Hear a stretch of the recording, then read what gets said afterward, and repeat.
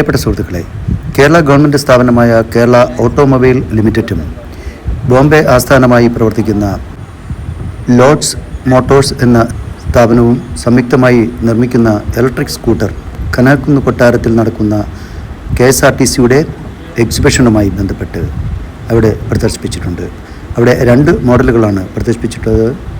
ഒന്ന് സൂം എന്ന മോഡലും, ഇതിന് ലൈസൻസ് വേണ്ടാത്ത മോഡലാണ്. പിന്നെ 2 കിലോവാട്ടിൻ്റെ സ്റ്റൈലോൺ എന്ന മോഡലും.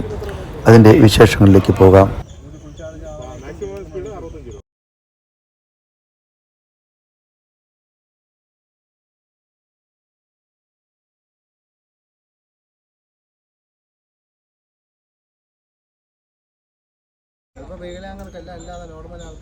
ഇതിൽ നമ്മുടെ KLൻ്റെ ബാഡ്ജ് വരില്ലേ? വരില്ലേ?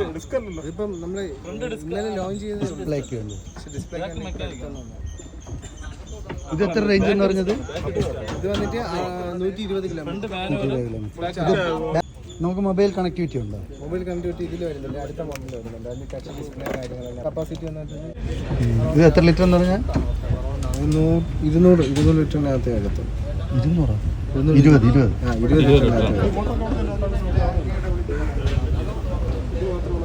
ചാർജിങ്ങാണ് അവൈലബിൾ ആയിട്ടുള്ളത്. ഫാസ്റ്റ് ചാർജിങ് എല്ലാം വരുന്നുണ്ട്.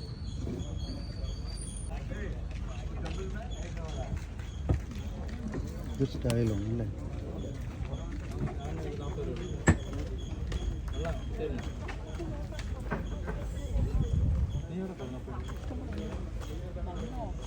എന്ന് പറയുന്നത് നോർമൽ ലൈസൻസ് വേണ്ട, അത് 25 സ്പീഡേ ഉള്ളൂ.